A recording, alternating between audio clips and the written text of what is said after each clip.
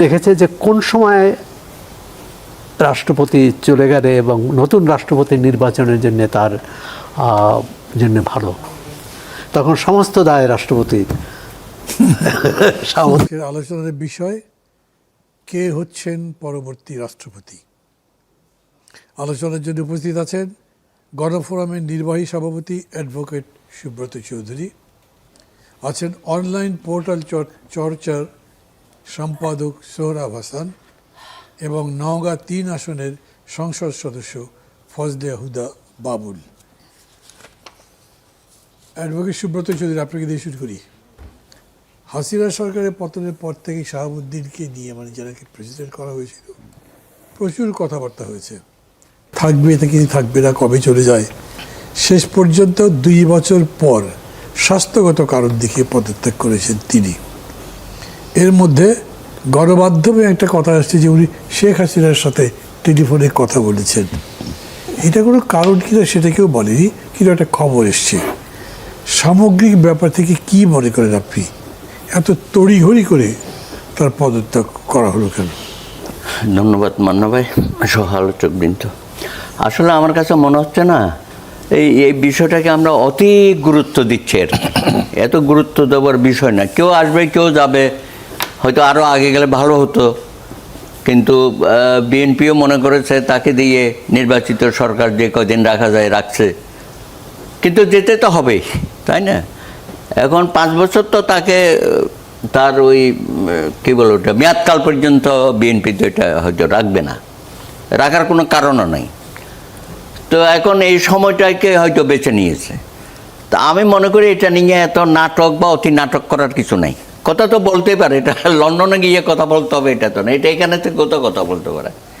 আমরা তো শাহাবুদ্দিন সাহেবের সাথে কথা বলি, যেহেতু আমাদের সমসাময়িক ছাত্রজীবন থেকে বন্ধুত্ব, তো সেও যদি বাইরে কোনো কথা বলতে পারে বলে, এটা নিয়ে তো এত অস্থির হবার কিছু নেই।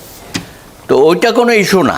ইস্যু হচ্ছে তার স্বাস্থ্যের বিষয়টা। ঠিকই ওনার চলাফেরার মধ্যে তো দেখা গেছে এইবার যে উনি লন্ডন থেকে আসার পরে 2-1টা অনুষ্ঠানে তো দেখলাম আগের মতো নাই, কথাবার্তা একটু জড়িয়ে যাচ্ছে, সেটা একটা হইতে পারে। আর বিএনপিও মনে করলো যে স্বাস্থ্যগত কারণে এখনই মোক্ষম সময় চলে যাওয়াটা, তো সেই দায়িত্বটা বিএনপির থেকে হয়তো নিচ্ছে না আর কি। বলে না যে আমরা তো বলি নাই বা আমরা চাই নাই, উনি স্বেচ্ছায় চলে গেছেন, তো গেছেন তো আরেকজন তো হবে। তো আমরা আশা করবো যে একজন খুব উঁচু মাপের একজন রাজনৈতিক ব্যক্তিত্ব হলে ভালো হয়। কারণ বিএনপিকে ধারণ করতে হবে। রাষ্ট্রপতি, যদিও আমরা বলি যে উনি রাষ্ট্রপতি নির্বাচিত হওয়ার পরে একেবারেই নিরপেক্ষতার শীর্ষে থাকবে, সেটাও হয়তো হয় না অনেক সময়। তারপরে ধরেন সামনে নির্বাচন যদি তত্ত্বাবধায়ক বা সরকারের অধীনেই হবে, হাইকোর্ট থেকে তো রায় হয়ে গেছে, বিএনপিও হয়তো সেটা মেনে নেবে। তো সব কিছু মিলিয়ে আমার মনে হয় যা হয়েছে ভালো হয়েছে। এর থেকে আর উত্তম কিছু আমি দেখি না। কারণ একটা ঝগড়াঝাটি করে জবরদস্তিমূলকভাবে বিদায় হওয়ার চেয়ে সম্মানজনকভাবে স্বেচ্ছায় চলে গেছে, বিএনপি এটা মেনে নিয়েছে এবং বিএনপি বলেছে তার বিরুদ্ধে আইনগত কোনো ব্যবস্থা, অতীত কার্যক্রম এই বিষয়ে আমরা এখনো ভাবছি না। তবে একটা প্রেশার আছে সমাজে যে ওই আওয়ামী লীগের সময় যা কিছু করেছে, বিশেষ করে জুলাই গণ অভ্যুত্থানের সময় উনি তো একেবারেই শেখ হাসিনার একনিষ্ঠ রাষ্ট্রপতি হিসাবে কাজ করেছে, সেগুলো তো আমরা জানি। তা আমরা আশা করি এই রাষ্ট্রের সর্বোচ্চ পদটাকে নিয়ে আমরা যেন আর বিতর্ক না করি। আপনি যে জবরদস্তি বললেন বা রাগ করি বললেন, এগুলোর কোনো সুযোগ আছে কি? ধরেন বিএনপি যদি সিদ্ধান্ত করে যে তাকে যেতে হবে, উনি কি করতে পারেন? তাকে তো চলেই যেতে হবে। না, সেই কাজ সেটা করে নাই বিএনপিকে ধন্যবাদ যে তারা অন্তত এই মেসেজটা দিয়েছে। তারা একে জনাব শাহাবুদ্দিন সাহেবকে যাওয়ার জন্য বাধ্য করে নাই। এখান থেকে অন্তত সোহরাব হাসান কি বলবেন? ধরেন স্পিকার তো বাইরে ছিলেন, উনি অসুস্থ ছিলেন, চেক আপে গেছেন, ওনাকে কিন্তু কল করে আনা হয়েছে। So that was urgent. যেরকম করে দাদা বলছেন যে এটা এমন কিছু ছিল না, নর্মাল প্রসেসে হয়ে গেছে, এটা একদম কীরকমই দেখি কি? ধন্যবাদ মান্না ভাই এবং সহোদরী আলোচক। আমার এখানে একটু কিন্তু আছে। আমার মনে হয় না যে একেবারে সহজ এবং পুরোপুরি স্বস্তিদায়ক ছিল বিদায়টা সাবেক রাষ্ট্রপতির। যদি এখানে বিএনপি অনেকগুলো কৌশল নিয়েছে। বিরোধী দল যখন তাকে অপসারণের দাবি জানিয়েছে তখন বিএনপি তাকে অপসারণ করেনি বা তাকে চলে যেতে বলেনি। আর লন্ডনের এই টেলিফোন আওয়াজ, মানে টেলিফোনের যে খবর বা গুঞ্জন, এটা সত্য মিথ্যা জানি না, তবে পত্রিকায় এসেছে, সামাজিক যোগাযোগ মাধ্যমে ব্যাপক প্রচার। বিএনপির প্রতি এটা একটা চাপ তৈরি করেছে দলের ভেতরে এবং বাইরেও। সুতরাং এই সুযোগটা বিএনপি নিয়ে থাকতে পারে। দ্বিতীয় হচ্ছে রাষ্ট্রপতির বিদায়ী রাষ্ট্রপতির অসুস্থতা, সে তো আছেই। বিএনপি এখান থেকে দেখালো যে তার সংসদে অবস্থান, সংসদের বাইরে, এবং এর কয়েকদিন আগে আরেকটি ঘটনা ঘটেছে বিরোধী দলের জামাত ইসলামের একটি ব্যক্তিগত বিষয়। সুতরাং বিএনপি এক্ষেত্রে এটা তার শক্তিটা দেখিয়েছে যে বিএনপি যখন চায় তখন রাষ্ট্রপতিকে সরাতে পারে, আর যখন না চাইলে রাষ্ট্রপতিকে রাখতেও পারে। শক্তি দেখানোর কি আছে? সে শক্তি তো তার আছে। তারপরও আরেকটি হচ্ছে যে বিএনপি দেখেছে যে কোন সময় রাষ্ট্রপতি চলে গেলে এবং নতুন রাষ্ট্রপতি নির্বাচনের জন্য তার জন্য ভালো। কারণ বিএনপির সামনে এখন নতুন রাষ্ট্রপতি নির্বাচনটাই কিন্তু প্রধান। যিনি গিয়েছেন তিনি তো গিয়েছেন। ধীরে ধীরে আপনি অন্যদিকে চলে এসেছেন, তার আগে আমি মাঝখানে একটা প্রশ্ন করি। এই যে ধরেন ওনার যে টেলিফোন কনভারসেশনের কথা বলা হচ্ছে, এইটা খুব অফিসিয়াল কোনো কিছু তো হতে পারে না বোধ হয়। না, কারণ হচ্ছে উনি যদি ওইখানে কি গভর্নমেন্ট কোনো ডিভাইস ইউজ করে ফোন করেছেন বা হোটেলের কোনো টেলিফোন দিয়ে ফোন করেছেন বাইরে, ওভারসিজ কল, এরকম তো নিশ্চয়ই না। হয়েছে কেউ একজন গেছে, মেবি আমেরিকার কোনো নেতা কর্মী গিয়ে কথাবার্তা বলতে বলতে লাইন করে দিয়েছে, ওরা একটু কথা বলে আপনার সঙ্গে। হ্যাঁ, এরকমই অনেকে বলেছেন। টেলিফোনটা সত্য কি হয়তো বলছি, সত্য মিথ্যে না আমি জানি। সেই আবার হতে পারে যে এই গুজবটাই যারা চেয়েছেন যে তিনি এখনই যান, তারা এই খবরটা চাউরও করতে পারেন যে, কারণ বিএনপি এটা নিতে চাইবে না। কয়েকদিন আগে সাবেক প্রধানমন্ত্রী যে ঘোষণা দিয়েছে, তারপরে যে তার সঙ্গে এখানকার রাষ্ট্রের শীর্ষ ব্যক্তির যোগাযোগ, এটা বিএনপির জন্য স্বস্তিদায়ক। স্বরাষ্ট্রমন্ত্রী আছে কি বলেছে দেখেছেন তো? কথা তো উনি বলতেই পারেন, উনি যে কোনো কারোর সাথেই কথা বলতে পারেন, তার জন্য বাইরে গিয়ে কথা বলতে হবে কেন? দেশে থেকেও তো বলতে পারেন। না, সেটা কিন্তু এই সাবেক বিদায়ী রাষ্ট্রপতিও এই ধরনের বক্তব্য দিয়েছেন। তিনিও বলেছেন আমি কথা বললে লন্ডনে গিয়ে বলতে হবে কেন, আমি তো দেশের ভেতর থেকেও বলতে পারি, এবং তিনি বলছেন বলেননি। যাই হোক, তারপরও আমিও দাদার সাথে একমত যে এই পর্ব শেষ। এখন এর ভালো মন্দ বিচার ইতিমধ্যে বোধহয় দুদককে তার আগের কাজে রাষ্ট্রপতি থাকা অবস্থায় তার কোনো কাজের জন্য আদালতে যাওয়া যাবে না। না, এরকম না। রাষ্ট্রপতি থাকা অবস্থায় যদি দুর্নীতি করে মামলা হয় না তার বিরুদ্ধে? দুর্নীতি হয় কত ধারা এটা? 51 তার সিদ্ধান্তের দুর্নীতি হতে পারে, তার কোনো সিদ্ধান্তের জন্যে তাকে আদালতে জবাবদিহি করতে হবে না বা জবাবদিহির আদালতে মুখোমুখি হতে হবে না। এটি হচ্ছে তার, অর্থাৎ রাষ্ট্রীয় দায়িত্ব পালনের ক্ষেত্রে। এখন উনি একটা দুর্নীতি করলেন, ক্ষমতায় দুর্নীতি তো রাষ্ট্রীয় দায়িত্ব না, দুর্নীতি রাষ্ট্রীয় দায়িত্ব না। যেমন ধরেন মোহাম্মদ ইউনূসের নেতৃত্বে তত্ত্বাবধায়ক অন্তর্বর্তী সরকারের শপথ নিয়েছেন। এটা নিয়ে কিন্তু অনেক আইনজীবী, দাদার বন্ধুরা অনেকে বলছেন যে এটা সংবিধান সম্মত হয়, এটা সংবিধানের বাইরে যে এটি করেছে। তা এখন এই কারণে তাকে আদালতে মুখোমুখি করা যাবে না, আমি যতটুকু বুঝি ওই ধারার অর্থ। সাধারণভাবে এটা সত্যি, কিন্তু বিশেষ অবস্থা যদি সেরকম দুর্নীতির বিষয় হয় সেটা না, মাপ পাবে না। দুর্নীতির বিষয়ে হবে, কারণ হোসেন মোহাম্মদ এরশাদ তিনিও সাবেক রাষ্ট্রপতি ছিলেন, তিনি দুর্নীতি দায়ে দণ্ডিত হয়েছিলেন। নৈতিক খন্দকার মোস্তাক আহমেদও কিন্তু দুর্নীতি দায়ে দণ্ডিত হয়েছিলেন। এর আগে তো অন্য কোনো রাষ্ট্রপতি দণ্ডিত হয়েছে বলে জানা নেই, তবে দুজন রাষ্ট্রপতি তো সেনা অভ্যুত্থানে মারা গেছেন। আর সুতরাং বাংলাদেশের রাষ্ট্রপতিদের বিদায়টা কিন্তু কোনো খুব বেশি ব্যতিক্রম ছাড়া সুখকর হয়নি। যে রাষ্ট্রপতি বিচারপতি শাহাবুদ্দিন, তাকে প্রথমবার সব দল মিলে দায়িত্ব দিলেন এবং তার শর্তও মেনে নিলেন তিনি আবার আদালতে ফিরে যাবেন, কিন্তু তার বিএনপি কিন্তু শেষ দিকে যে তিনি যেতে পারেন কি পারেন না এটা নিয়ে একটা বেশ বিতর্ক হয়েছিল এবং তৎকালীন তথ্যমন্ত্রী তিনি বলছিলেন যে আপনারা সিদ্ধান্ত নেন, মানে কি করবেন, রাষ্ট্রপতি কাকে নির্বাচিত করবেন, না হলে আমার পক্ষে যাওয়া সম্ভব না। কিন্তু তৎকালীন যে কেন আপনার ওই দ্বাদশ সংসদ, আচ্ছা সেটা তো পড়ে দ্বাদশ সংসদ হওয়ার আগে তখন যে তথ্যমন্ত্রী ছিলেন পরে, হ্যাঁ শামসুল হুদা, না মারা গেছে উনি ব্যারিস্টার ব্যারিস্টার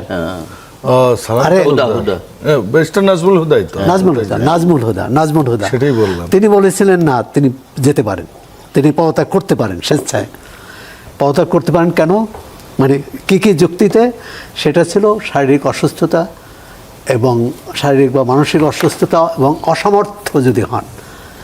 তো উনি তখন 60 বছরও হয়নি সম্ভবত, কারণ নাহলে আবার প্রধান বিচারপতি পদে যাবেন কি করে, তাকে অসুস্থ বানিয়ে তাকে পদত্যাগ করতে হবে এরকম একটা চাপ দিয়েছিল। পরে কিন্তু তিনি নিজে হাতে বক্তৃতা নিজে হাতে লিখে সেটা পাঠ করেছিলেন টেলিভিশন এবং বেতারে, এবং বলেছিলেন যে এটা মোটেই সত্য নয়। পরবর্তীকালে তো একটা আপসরফা হলো, তিনি চলে গেলেন। আর পরবর্তীকালে সাবেক প্রধানমন্ত্রী শেখ হাসিনা যে বললেন যে আপনি যদি রাষ্ট্রপতির দায়িত্ব না নেন তাহলে আপনার বাড়ির সামনে যে আমি অনশন করব, তাকে নিলেন এবং এটা বেশ প্রশংসিত হয়েছিল যে তার মতো ব্যক্তিকে রাষ্ট্রপতি করা এবং পূর্ণাঙ্গ রাষ্ট্রপতি, তখন আর ভারপ্রাপ্ত না। কিন্তু শেষ দিকে যখন আওয়ামী লীগ নির্বাচনে হেরে গেল তখন সমস্ত দায় রাষ্ট্রপতি শাহাবুদ্দিনের উপর চাপালো এবং এটা একেবারেই খুবই অসৌজন্যমূলকভাবে অপমানকরভাবে তাকে বিদায় নিতে হয়েছে। আমাদের এই না, উনি তো ফুল টার্ম করে গেছেন। আচ্ছা, আরেকটি মজার বিষয়, বিএনপি নির্বাচিত রাষ্ট্রপতি অধ্যাপক ইয়াজউদ্দিন আহমদ, তিনি বিদায়বেলা আওয়ামী লীগের লিখিত যে ভাষণ সেটা পড়লেন এবং সেই ভাষণে আওয়ামী লীগের যত প্রশংসা এবং বিএনপির যত নিন্দা সেটা ছিল। আবার আওয়ামী লীগ নির্বাচিত রাষ্ট্রপতি মোহাম্মদ শাহাবুদ্দিন, তিনি বিএনপি লিখিত বক্তৃতা ভাষণ জাতীয় সংসদে পড়লেন এবং সেখানে বিএনপির যত প্রশংসা, আওয়ামী লীগের যত নিন্দা। এখন এটাকে কিভাবে বলবেন? এটা মানে কিভাবে নেবেন? মানে এটা থাকাই উচিত কিনা? রাষ্ট্রপতি ভাষণ দিবেন, তার বিবেক বুদ্ধি অনুযায়ী কেন দিতে পারবেন না? যদি আমরা রাষ্ট্রপতিই মানি তাকে, তিনি হতে পারে তিনি কি বিএনপির বিরুদ্ধে বিদ্রোহ করতেন এই শাহাবুদ্দিন নিজের মতো ভাষণ দিলে, অথবা ইয়াজউদ্দিন আহমদকে এই আওয়ামী লীগের সরকারের বিবেচনা, হ্যাঁ সরকারের বিবেচনা এটা না, কিন্তু এই আইনটা থাকাটাই তো আমি মনে করি রাষ্ট্রপতির পদের প্রতি অমর্যাদা, অসম্মান। জি, যারা ফজলে হুদা বাবুল দুইজনের কথা তো শুরু হয়েছে, তারা দুইজনই কিন্তু এই বিতর্কের মধ্যে থাকতে চাচ্ছেন না। উনি তো চলে গেছেন আর তাকে নিয়ে ঠাড়াঠাড়ি কেন? কিন্তু তবুও আমি মনে করছি বিষয়টা এখনও বলা দরকার, কারণ শেষে আবার তার চলে যাওয়া কিংবা প্রেসিডেন্টদের চলে যাওয়া নিয়ে একটা প্রশ্ন করেছেন। কি মনে করেন আপনি পুরো পরিস্থিতিটা কীরকম? বিশেষ করে এত জরুরি ভিত্তিতে স্পিকারকে কেন ডেকে আনা হলো? তাহলে দেখুন, আমি উত্তরে আসছি, ওনার দুজনেই প্রাজ্ঞ মানুষ, শ্রদ্ধেয়, আমাদের অগ্রজ শুধু না, অনেক কি বলবো, আমাদের নমস্য ওনারা। তো এইখানে ওনাদের কথার সাথে আমার তাল না মিলিয়ে কোনো উপায় নেই। ওনারা আমাদের শিক্ষকের মতো, আপনি সহ। তো কিন্তু রাষ্ট্রপতি নির্বাচনে ভোট কিন্তু আমরা দিতে পারবো না, আপনি দিতে পারবেন। রাষ্ট্রপতি নির্বাচনে ভোট আমি দিতে পারবো, কথা ঠিক আছে, কারণ 70 অনুচ্ছেদ এখন উঠে গেছে, জি, সো ভোট দিতে পারবো। দেখুন, প্রথম কথা হচ্ছে যে আপনার ওই শেষ কথা দিয়ে বলি যে আসলে 22তম রাষ্ট্রপতি উনি ছিলেন। আপনি যদি 55 বছরে, আমরা যদি গড় করি, কেউই কিন্তু 2.5 বছরের বেশি নাই গড়ে যদি বলি। আপনি যদি ওই আপনার শেখ হাসিনা ওয়াজেদের একজন রাষ্ট্রপতি ছিলেন কিশোরগঞ্জের, স্পিকার আব্দুল হামিদ, যদি উনি রাষ্ট্রপতি ছিলেন, স্পিকারই সবাই তাকে বলেন। উনি কিন্তু 2 বার ছিলেন, হ্যাঁ 2 বার দ্বিতীয় মেয়াদে ছিলেন। ওই রকম 2-একটা, বা আব্দুর রহমান বিশ্বাস, 2-4 জন খুবই হাতে গোনা।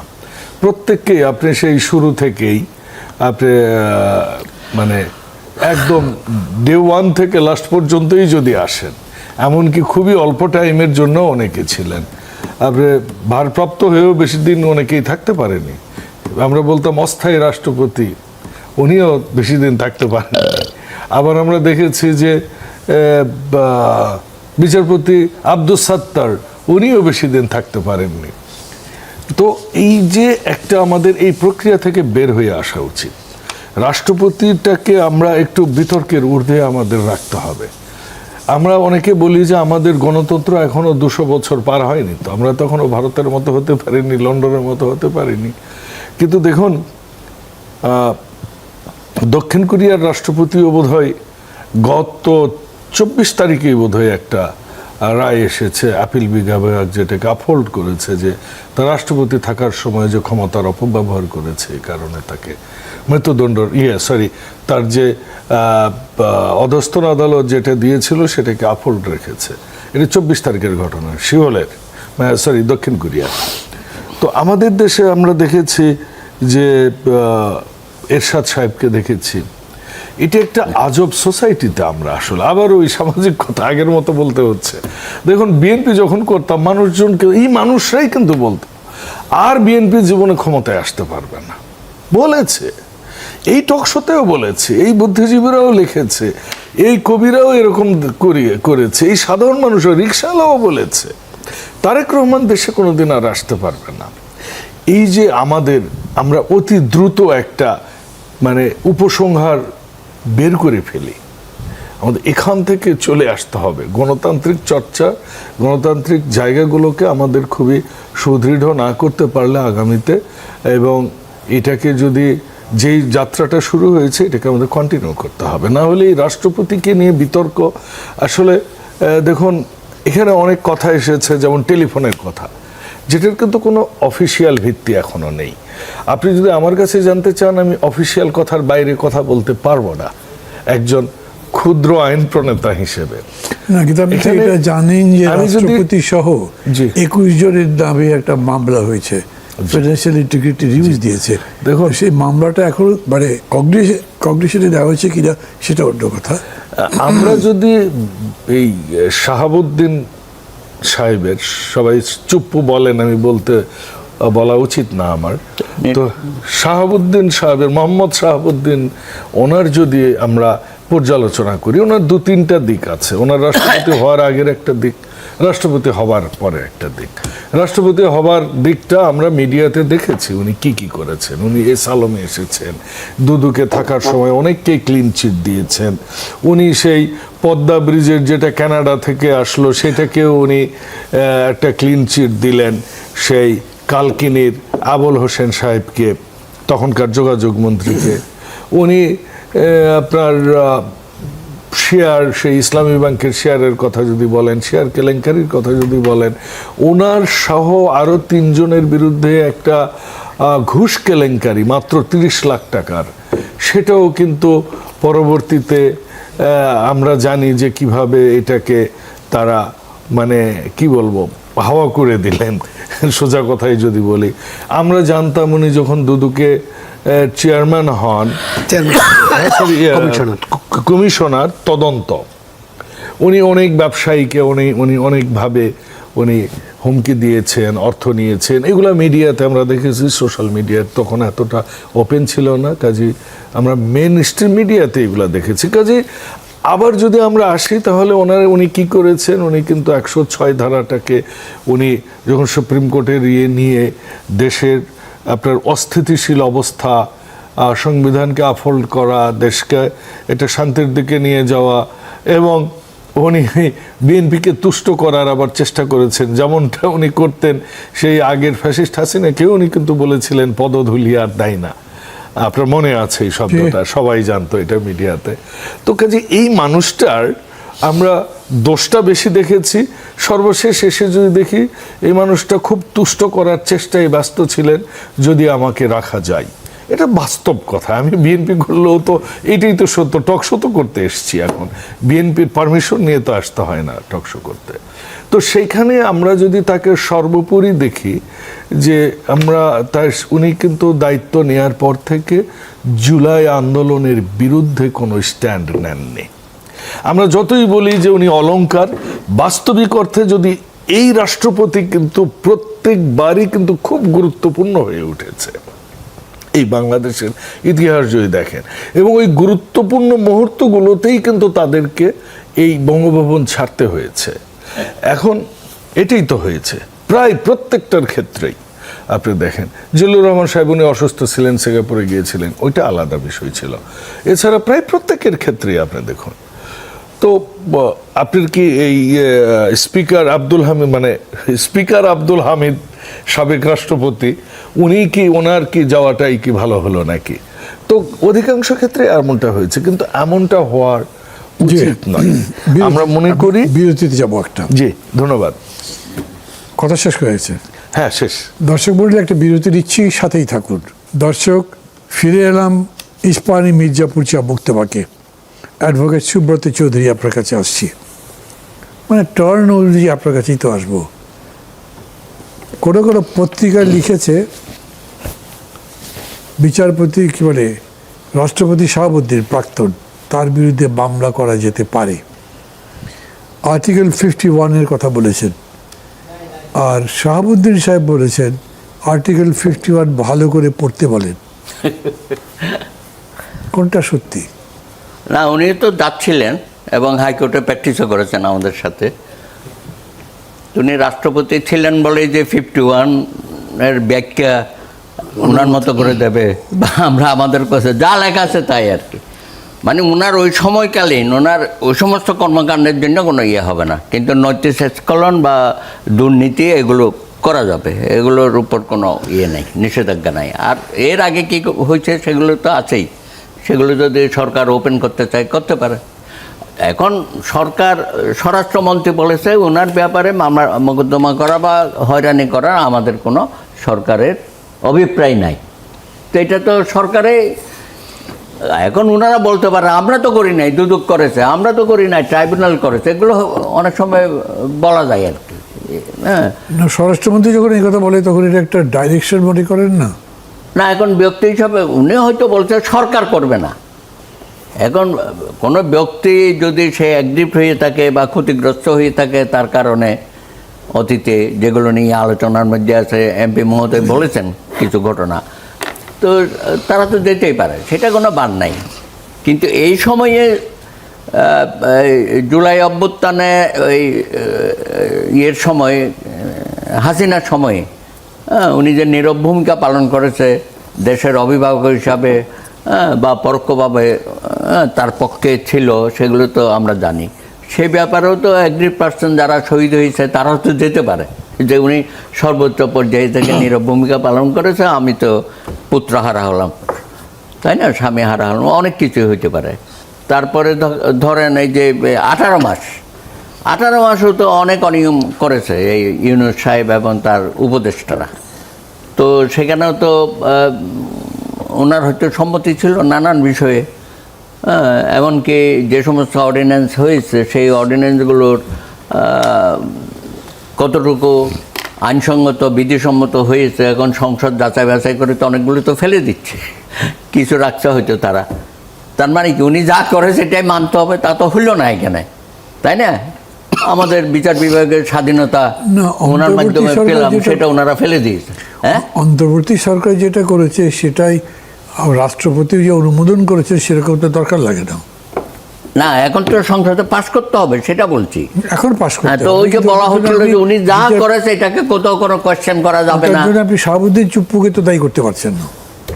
না, সেটা বলছি না, আমি বলছি যে উনার এই সমস্ত কার্যক্রম আমরা তো সংসদের মাধ্যমে কিছু ফেলে দিচ্ছি, আবার গণভোটের যে অর্ডিন্যান্সটা জারি করা ওইটা বিএনপি এখন বলতে এটা বেআইনি। এই গণভোট করাটাই সংবিধান সম্মত হয় নাই। তার মানে কি তার যে সমস্ত কার্যক্রম যে আমরা মেনে নেব নীরবে, এটাও তো না। সংবিধানে আছে বটে, কিন্তু আমরা তো অনেক সময় অন্য প্রতিক্রিয়াও আমরা দেখাচ্ছি। প্রশ্নটা হচ্ছে 51 অনুচ্ছেদ কি রাষ্ট্রপতিকে এরকম কোনো সুরক্ষা দেয়? না, ওখানে শুধু বলা হয়েছে ওনার এই কার্যকালীন সময়ে উনি যে সমস্ত কর্ম, যেমন ধরেন এই যে বড় বড় খুনিদেরকে কি বলে ওইটাকে মাফ করে দেওয়া, বের করে দেওয়া, না সেটা তো উনি দেননি কোনো। আছে ওনারও আছে, আগের জন্য আছে। তো ওই যে অতীতে আগের সময় হ্যাঁ। শেখ হাসিনার সময় আছে। অতীতেও আমরা এগুলো দেখেছি, এমনকি ভিতরে না ঢুকেও মাফ করে দিয়েছে। এটা তো যায় না আমাদের। না কিন্তু শাহাবুদ্দিন চুপ্পুর সময় কি এটা মাপ হয়েছে? আমার মনে নাই, আমি বলছি সেটা আর কি, হয়নি, যদি সেটা এরকম হয়নি। ঘটনা ঘটো। মোহাম্মদ শাহাবুদ্দিনের সময় হয়নি, আমি সেটা মানে এই ধর হয়েছে মোহাম্মদ আব্দুল হামিদের সময়, হয়েছে ইয়াজউদ্দিন আহমদের সময়, জেলেরও যখন আওয়ামী লীগ ক্ষমতায় ছিল এবং তার আগে বিএনপি ক্ষমতায় ছিল। তো সেগুলো তো আমরা করতে পারি না, এগুলোর ব্যাপারে তো তাকে আমরা আইনের আওতায় আনতে পারি না, ওই কার্যক্রম। কিন্তু আমি বলছি যে নীতি নৈতিকতা এবং দুর্নীতি এবং অন্য পদস্খলন যদি হয়, এখন নারকীয় যদি কেলেঙ্কারির একটা বিষয় হয়, আপনি সেটা তো তারা তো ছেড়ে দেওয়া যাবে না। এখন যেমন এমপি সাহেবকে ওনারা ছাড়বেন না হয়তো বা, হ্যাঁ, সুতরাং রাষ্ট্রপতি হলেও তো এই ধরনের অপরাধগুলো কিন্তু বিচার্য বিষয় আর কি। তো যাই হোক, এখন উনারে সরকার কীভাবে, এই তো উনি তো যাবেন বোধহয় বাইরে, দীর্ঘস্থায়ী উনার দরকার, চিকিৎসা দরকার, উনি জটিল রোগে আক্রান্ত, তাহলে সরকার নিশ্চয়ই তাকে অ্যালাউ করবে বাইরে যাওয়ার। এমনও হইতে পারে উনি এবার যাওয়ার পরে হয়তো নাও আসতে পারে, এমনও শুনেছে যে ওনার অন্য দেশে নাগরিকত্ব আছে, সম্পদ আছে। নিশ্চয়ই সরকার সামনে কি করে সেটা আমরা দেখব, আমরা তো সবাই আছি। এখন কিছু বলবেন না লক্ষণ দেখে? না, সরকার বলছে যে আমরা তার বিরুদ্ধে আইনগত কোনো ব্যবস্থায় যাচ্ছি না তার অন্য কোনো অপরাধের জন্য। তবে আমার কাছে মনে হয়েছে উনি আশ্বস্ত যে এই সরকার তাকে চিকিৎসার জন্য, দীর্ঘ সময়ে চিকিৎসার জন্য দেশের বাইরে যাওয়ার অনুমতি দেবে। হ্যাঁ, অনুমতি দেবে। এটা বোধহয় একটা হইতে পারে, আন্ডারহ্যান্ড ডিলও হইতে পারে, হয়তো উনি যাবেন বা যাওয়াই উচিত যদি শারীরিক সেরকম। হ্যাঁ, শোনেন, উনি যদি রাষ্ট্রপতি থেকে বলতো আমি চিকিৎসা নেব, কারো কোনো সাধ্য ছিল? উনি তো রাষ্ট্রীয় খরচে বেশ রাজার হালে গিয়ে, তাই না, চিকিৎসা তো করে আসতে পারতো। আমি তো এই জন্য তার ধন্যবাদ দিই। না, অন্তর্বর্তী সরকারের সময় তো কোনো তিনি যেতে চেয়েছেন যে না, ওনার তো জিম্মি করে রাখা আপনি তো হয়েছে। ওনাকে ধন্যবাদ দিতে চাইছেন, চাইছি যে কিন্তু উনি রাষ্ট্রপতি থাকা অবস্থায় আরো দীর্ঘস্থায়ী চিকিৎসার জন্য যাওয়ার ওনার সুযোগ ছিল, কিন্তু তিনি সেই সুযোগটা নেন না। আচ্ছা, এখন আমি আপনাকে এরকম করে বলছি, উনি যতদিন রাষ্ট্রপতি ছিলেন ততদিন তার কোনো অসুখ বেরোয়নি।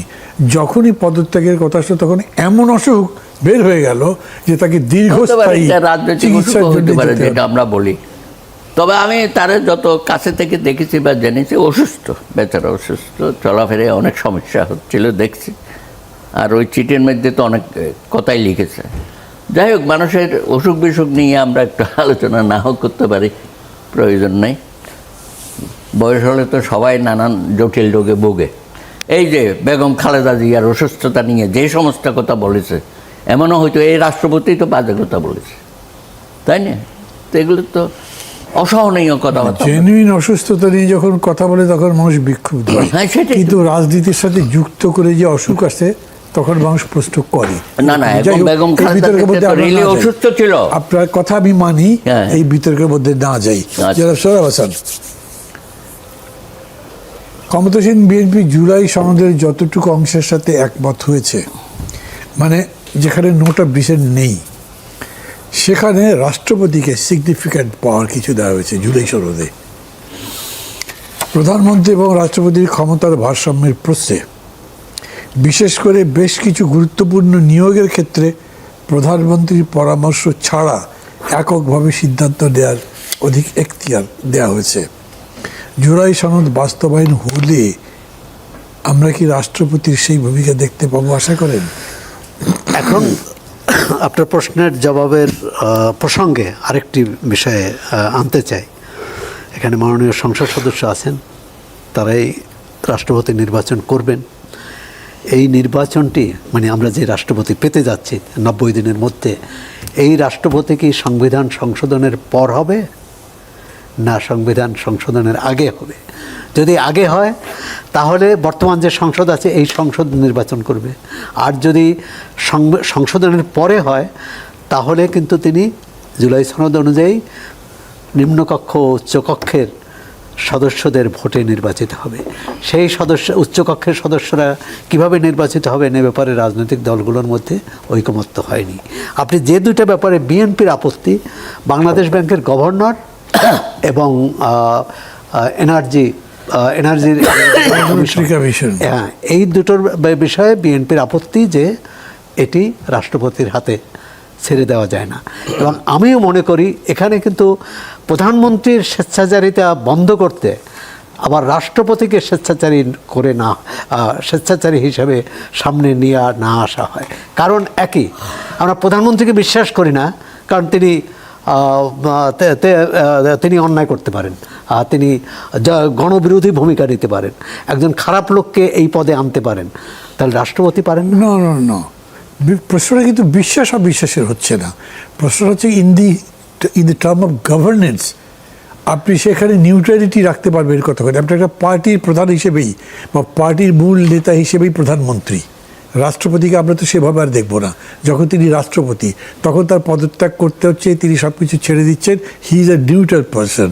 আপনি তার কাছে দিতে চাচ্ছেন প্রধানমন্ত্রীকে। আমি বলছি যে যখন আমরা আলোচনা করছি তখন কনসেপ্টটা কিন্তু এই কারণে রাষ্ট্রপতির হাতে এই নিয়োগগুলো না।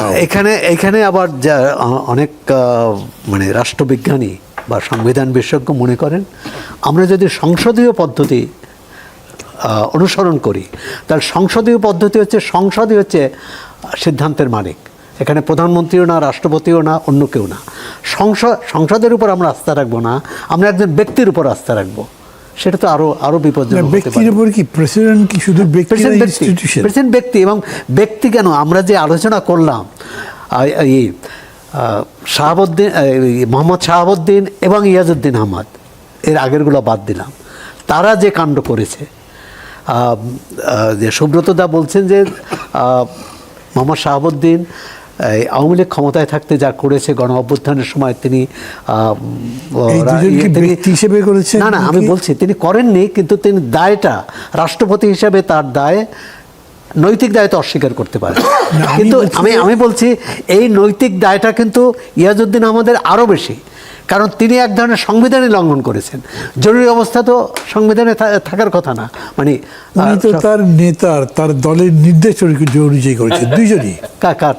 দুইজনই দলের নির্দেশ অনুযায়ী করেছেন না। পরে যেটা করলেন, প্রথমটা করলেন নির্দেশ অনুযায়ী, অর্থাৎ শেখ হাসিনা যতদিন ক্ষমতায় ছিলেন মোহাম্মদ শাহাবুদ্দিন তার হুকুম মেনেছেন বা তার অভিপ্রায় বাস্তবায়ন করেছেন।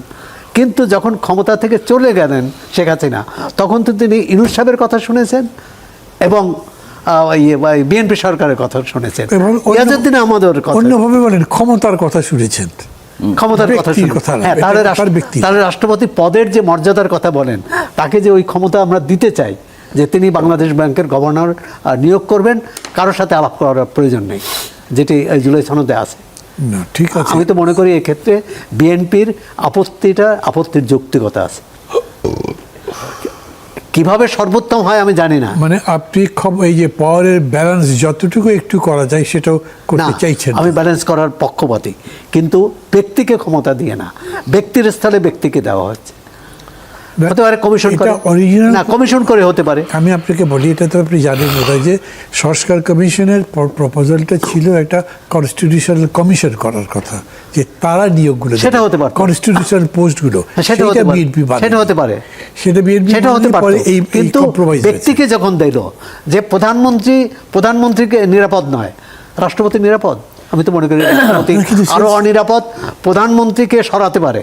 সেন্সটা আমি আবার বলি, প্রধানমন্ত্রী নিরাপদ নন হ্যাঁ। এইটা মনে করে করা হয়নি, মনে করা হয়েছে যেটা দলীয় শাসন, পার্লামেন্টারি ডেমোক্রেসিতে দলীয় শাসন তো। দলীয় শাসন। সেই দলীয় শাসনের মূল ব্যক্তিত্ব হচ্ছেন প্রধানমন্ত্রী, উনি দল চিন্তা করেই কাজটা বেশি করতে পারেন। এখন এরকম হচ্ছে না, এত কিছুর পরে তো তা হচ্ছে, ওইটার একটা ব্যালেন্স করবার জন্য প্রেসিডেন্টের হাতে দেওয়া হচ্ছে। এখন এটা অন্য পরিষদ করে বা অন্য কমিশন করে করার কথা যদি বলেন, সেটা নিশ্চয়ই আলোচনার যোগ্য। হ্যাঁ, কিন্তু আমি Anyway, মনে করি ব্যক্তির থেকে এক ব্যক্তি থেকে আরেক ব্যক্তির কাছে দায়িত্ব দেওয়াটা এটা গণতান্ত্রিক না, এটা নিরাপদও না। ওকে ওকে জনাব ফজলে হুদা বাবুল, মানে প্রশ্ন আপনাকে আর একটা করবো, কিন্তু তার আগে উনি যে প্রশ্নটা করলেন সেটা তুলি, যেহেতু আপনি সরকারি দলের লোক, যদিও আপনি আবার কতখানি সরকারি দলের প্রতিনিধিত্ব করেন বা কতখানি সেটা বলেন ক্যারি করে আমি তা জানি না, কোনো সম্ভাবনা আছে যে জুলাই সনদ অনুযায়ী প্রেসিডেন্ট নির্বাচিত হবেন? দেখুন, যেটা সৌরভ ভাই বলেছেন যে যদি সংবিধান সংশোধনের আগে হয় তাহলে অবশ্যই সেটা এই সংবিধান অনুযায়ী হবে, এটা খুবই স্বাভাবিক। দ্বিতীয় কথা হচ্ছে যে জুলাই সনদ সংবিধান সংশোধনের পর যেটা হবে সেটা সেই অনুযায়ী হবে, এটা আইনের কথা। আমি আবার এত প্রশ্নটা বলি। জনপ্রতিনিধি কোত্থেকে পাবেন? যে সারা বাংলাদেশের নির্বাচিত জনপ্রতিনিধি লাগবে তো জুলাই সনদে, তো আপনি তো ইলেকশনেই হবে না। জি মানে উচ্চকক্ষ যদি নির্বাচন না হয়, না প্লাস ওই যে জনপ্রতিনিধি, না না না ওইটা নাই, ওইটা নাই, ওইটা নেই, এখন শুধু দুটো ওইটা house বাতিল মিলিয়ে। করেছে। হ্যাঁ, উচ্চকক্ষ তো আসবে, সেটা আরো পরে। মানে না, ওই যে এটা আপনি তো স্থানীয় দেখুন, সরকার- সংবিধান ওইটা সংশোধনের বাতিল, ওইটা বাতিল। যে কমিটিগুলো আমরা গঠনের জন্য প্রস্তাব দিয়েছি, সেই কমিটিগুলো গঠনে পাশ হলেই সংবিধান সংশোধনের উদ্যোগ নেওয়া হবে। কিন্তু রাষ্ট্রপতি 90 দিন পর্যন্ত হয়তো উনি থাকবেন, 90 দিনের মধ্যে রাষ্ট্রপতির হয়তো অস্থায়ী রাষ্ট্রপতি দায়িত্ব হস্তান্তর করবে এবং সংসদে সেটা নির্বাচিত হওয়ার পর, এটা গণতান্ত্রিক প্রক্রিয়া। আমার প্রশ্ন কিন্তু- হচ্ছে যে এই 90 দিনের মধ্যে কনস্টিটিউশনের এই অনুযায়ী ইলেকশনটা হবে কিনা, তার মানে আপার হাউস গঠন হবে এবং দি হাউস মিলে গোপন ভোটের মাধ্যমে জি এই নির্বাচন হবে কিনা প্রেসিডেন্ট? না, আপাতত সেটা তো হচ্ছে না। এটা চূড়ান্তভাবে হবার তো- বলা যাবে? না না, এটা চূড়ান্তভাবে বলা যাবে না, কারণ আমি দলীয় সিদ্ধান্ত এবং সংসদের সিদ্ধান্ত আমি জানি না। কিন্তু আপাত দৃষ্টিতে যেটা সাদা চোখে মনে হচ্ছে যে আমাদের সংসদটা হয়তো সেপ্টেম্বরেই বসবে, তার আগে হয়তো নয়, কারণ 90 দিন সেপ্টেম্বরে তো আপনি কারণ- প্রেসিডেন্ট নির্বাচন করবেন, তাও পত্রপত্রিকায় দেখছি। 2 মাসের মধ্যে করবে বলেছে। হ্যাঁ, ওই তো আগস্ট। ওই তো সেপ্টেম্বর। আগে বসলো, হ্যাঁ, বসে আপার হাউস বানালো, তারপরে ভোট করলো, সেটা কি হতে পারে না? সেটা তো সংসদে অধিবেশন ডাকতে হবে। সংস্কারের কথা বল। না অধিবেশন ডাকলো, অধিবেশন ধরেন একটা অধিবেশন তো আর 5 দিনে শেষ হয়ে যাবে না। না, সেটাই। একটা অধিবেশন ধরুন 1 মাস চললো, ন্যূনতম 1 মাস চললে আমরা যদি 15 দিনে যদি সরকারি দল ও বিরোধী দলের সংসদ সদস্যরা একমত হন, ইতিমধ্যে কমিটি হয়েছে, জি বিশেষ কমিটি করা হয়েছে রাষ্ট্রপতি- সংবিধান সংশোধনের জন্য, হ্যাঁ। আর সেখানে যদি বিরোধী দলের তারা যদি অংশ নেন এবং ওই কমিটি যদি সিদ্ধান্ত নেয় যে আমরা রাষ্ট্রপতি নির্বাচনের আগেই আমরা এই অন্তত না, উচ্চকক্ষের যে বিষয়টা আইনটা নাই, আপনি সেটা নিয়ে তো কথা বলতে পারবেন। আইন করবে, আইন তো কোনটা- আইন করবার জন্য আইন তো কোনটা নাই? সংসদে যেতে হবে। আইন কোনটা সংসদ তো নেই? যাবে, আইনের জন্য তো আপনার সংসদ বসতে না সংসদে তো যাবে, এটা তো বলা হয়নি কোন যে আইনটা নাই বলছেন আপনি? যেমন আপার হাউস গঠন এই করার আইন নাই? সংবিধান সংশোধনটা তো করতে হবে, না করে তো সংবিধান আপনি আপার সংশোধন হাউসে বসে সংবিধান যেতে পারবেন সংশোধন করেই আপনি আপার হাউস করবেন। না। হ্যাঁ, তো সেটার জন্য তো সংসদ অধিবেশন ডাকতে আচ্ছা, আমি হবে। আপনাকে আরেকভাবে প্রশ্ন করি, প্রশ্ন জবাব সুব্রতদা আপনিও দিতে পারেন। ধরেন সংবিধান সংশোধন করা গেল না, রাষ্ট্রপতি নির্বাচন হলো, তারপরে আপার হাউস গঠন হলো এবং আপার হাউস যেরকম করে বলা হলো এখানে সেরকম করে গঠন হয়েছে, তখন ওই রাষ্ট্রপতি কোন বিধান অনুযায়ী চলবেন, আগের বিধান অনুযায়ী নাকি যে সংশোধিত সংবিধান তার ভিত্তিতে চলবেন? আগের বিধান অনুযায়ী চলবেন, কিন্তু তার ক্ষমতার এক্সারসাইজগুলো উনি করবেন নতুন সংবিধান অনুযায়ী। কারণ একটা আইন যখন ইন মানে নতুন প্লেস, সংবিধানে তখন যদি বলা হচ্ছে যে এই পোস্টগুলো উনি নিজে ইন্ডিপেন্ডেন্টলি মনোনয়ন দিতে পারবেন। বিএনপি তো জুলাই সনদ সব পালন করবে। বিএনপির 2টা বিষয়ে যে দিয়েছে সেটা তো সৌরভ ভাই বললেন। আমি সেই জন্যই তো প্রশ্নগুলো করছি জি। যে 5টা 6টা পজিশন বলা হয়েছে যে উনি প্রধানমন্ত্রীর সাথে আলোচনা না করেও নিয়োগ করতে পারবেন। জি, তার মানে সেটাও এগ্রি করবেন। হ্যাঁ। যদিও আপনি জুলাই সনদে আমরা president দক্ষিণ বানাননি। প্লাজায় যেটা স্বাক্ষর করেছি, আপনি এটা প্রশ্নটা আমাদের বুঝেছেন? জাতির কাছে কমিটমেন্ট যে আমরা ওইটা পালন না, করব। আপনাদের কমিটমেন্ট ধরেন। জি। আচ্ছা, বিএনপির অভিপ্রায় অনুযায়ী জুলাই সনদ বাস্তবায়ন হলো, মানে আপনার যে সব জায়গায় না, বিএনপির অভিপ্রায় অনুযায়ী নয়, যেটা মানে আমরা সবাই মিলে না, স্বাক্ষর সবাই করেছি মিলে- দক্ষিণ ও, প্লাজায়, না, না, ওইটা আমরা হ্যাঁ পালন ভাই, আমি কি করব। বলছি, আমি বলছি জি। বিএনপির অভিপ্রায় অনুযায়ী অথবা তার প্রতিশ্রুতি অনুযায়ী জুলাই সনদে যে আপনাদের যে অঙ্গীকার জুলাই সনদের প্রতি, অর্থাৎ আপনাদের যেখানে আপত্তি আছে সেটা বাস্তবায়ন করবেন না, আপনারা জনগণের কাছে যে প্রতিশ্রুতি দিয়েছে সে নির্বাচনী অনুযায়ী করবেন। ইশতেহার ধরে দিয়েছে। নিলাম বিরোধী দল সেটা সম্মতি দিল, জি। তাহলে রাষ্ট্রপতি নির্বাচনের আগে উচ্চকক্ষ গঠনে বাধা কোথায়? আসেন এখন তো আপনার উচ্চকক্ষ গঠনের জন্য তো সেটা সংবিধানে ইনসার্ট করতে হবে। আপনার তো আইন যখন হ্যাঁ, নাই, আইন পাশ হবে, আইন কোথায় পাস হবে আইন? আইন তো সংসদে- পাস হয় সংসদে। হ্যাঁ, সংসদে সংসদ তো- অধিবেশন তো ও, ডাকতে আমি হবে। তো বললাম ডাকবে, ডেকে pass করবে, সংসদ তাই তো অধিবেশন তো বলছি। ডাকবে। সংসদ মাত্র বাজেট শেষ হয়েছে। তাতে কি হয়েছে? না, এটা তো আমাদের বলাই হয়েছে এই যে- 90 দিনের মধ্যে। হ্যাঁ, ঠিক আছে। 90 দিনের এই মধ্যে। যে সংবিধান সংশোধনের জন্য যে কমিটিটা গঠন হয়েছে, তাদের তো মিটিং করতে হবে, তো তাদের তো ওই বসতে meeting- হবে। না, ওদের তো ওই একটা কমিটির মিটিং বিশেষায়িত তো committee। অধিবেশন দরকার নাই। ওই কমিটির মিটিং কিন্তু যে কোনো সময় হতে পারে। তারা সাজেশন করতে পারবে, তারপর হ্যাঁ। সংসদ ডাকতে আচ্ছা, হবে। সংসদ ডাকবে তো? সেই সংসদে এরকম সবাই ভোট দিবে। সাজেশনের ভিত্তিতে হতে পারে, সংসদ এটা তো ডাকবে। শর্ত নাই যে যেদিন সংসদ ডাকবে ওই দিনই রাষ্ট্রপতি নির্বাচন হতে হবে, তা তো না। না, ঠিক হ্যাঁ, আছে। হলো তো। ঠিক তা আপনি 15 দিন পর রাষ্ট্রপতি নির্বাচন হলো। করলাম, 7 দিন পর করলাম, হ্যাঁ, 10 15 দিন পর হলো। জি। এই 15 দিনের মধ্যে আইন পাশ করা সম্ভব না? হ্যাঁ, সম্ভব তো। আমি তো সেটাই বলছি। আমি ওই প্রশ্নটা আপনাকে প্রথম করেছিলাম যে সেই পথে যাবে কিনা, আপনি না বলেছেন বলে আর আমি এগোইনি। না, না। কিন্তু তখন আমি প্রশ্ন করছি, আপনি তো জুলাই সনদ বাস্তবায়ন করবেন, যদিও বলছেন আপনার প্রদত্ত অঙ্গীকার আপনি 2-3 বার বললেন, সেগুলো আপনারা করবেনই। আপনারা আপনাদের নির্বাচনের ইশতেহারে সুপ্রিম কোর্টের কি বলে সচিবালয় তো অঙ্গীকার করেছেন, হ্যাঁ, বিচার বিভাগের সম্পূর্ণ স্বাধীনতা অঙ্গীকার করেছেন, কিন্তু সেটা করেননি না, না, ওইটা করতে আমাকে সংবিধান সংশোধনে যেতে হবে। সেজন্যই কেন? এবং এটা তো সংসদে মাননীয় আইনমন্ত্রী এবং স্পিকার পর্যন্ত রুলিং দিয়েছে ব্যাপারে, যে ওখান থেকে তো সরে আসবার কোনো অপশন নাই। আমরা ওইটা আরো অধিকতর ভালো করে করবার জন্য আমরা কমিটি করেছি এবং সেটার ভিত্তিতে আগামীতে এটা আচ্ছা হবে। দাদা, আমি আপনার কাছে আসি, আমি আমার প্রশ্নটা আপনাকে করছি, যদিও আমি যখন করেছি তখন আপনি শুনেছেন। আমি বলছি বিএনপি কিছুই করলো না, সরকারের যারা আছেন তারা জুলাই সনদ অনুযায়ী আপনার রাষ্ট্রপতি নির্বাচন করলো না, কারণ আপার হাউসই নাই। তো আগের নিয়মটাই কি উনি মেনে চলবেন? না, আমার তো মনে হয় এটা করবার পরে তারা আপনার ওই যে এই রাষ্ট্রপতির